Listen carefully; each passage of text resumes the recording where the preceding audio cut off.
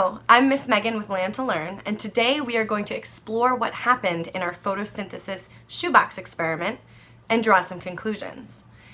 This experiment was discussed and set up in a previous video. So if you haven't seen that video yet, stop right here, go back and watch it, and then rejoin us. This video can be found on our YouTube page, and it is called Photosynthesis, Discussion, and Experiment. In the previous video, you learned all about how photosynthesis works. Do you remember how we created a drawing together? If you still have that drawing, pause the video and go get it so that we can review together.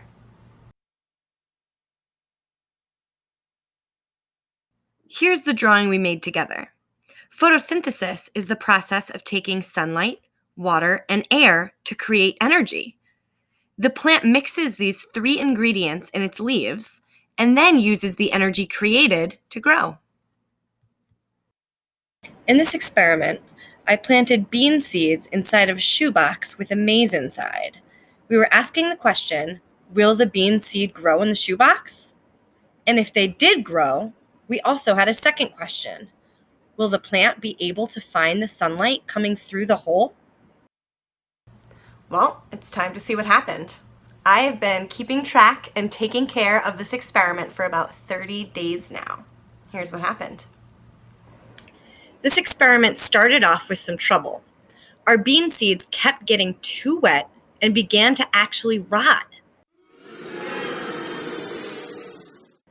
I realized that this was because the container I used to plant the seeds didn't have big enough holes to drain the water, so the beans were staying way too wet.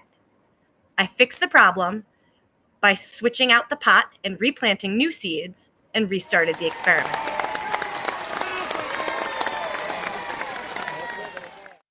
The bean seeds grew. The seeds sprouted with only a little bit of sunlight that could come through that hole at the top of the shoebox. Seeds don't need much sunlight to germinate. Our bean seeds took about 10 days to germinate after I started the experiment over again. So we answered our first question. Were the bean seeds able to grow inside of a shoebox? Yeah, they were. They definitely were able to grow inside of the shoebox. Let's see what happens next. After about 13 days, the bean plant encountered an obstacle in the maze. By day 15, its leaves had opened up to help it find the sun, going through the process of photosynthesis to grow around the maze. Do you notice how by day 19, the leaves are more green? The plant found the hole and was able to get all of the sunlight it needed. How amazing is that? Not only was the bean seed able to grow inside of the shoebox, it was actually able to use its leaves to find the sunlight, go through the photosynthesis process to get energy to grow a really long stem, and actually wind its way through the maze. Plants are so incredible. So we answered our second question.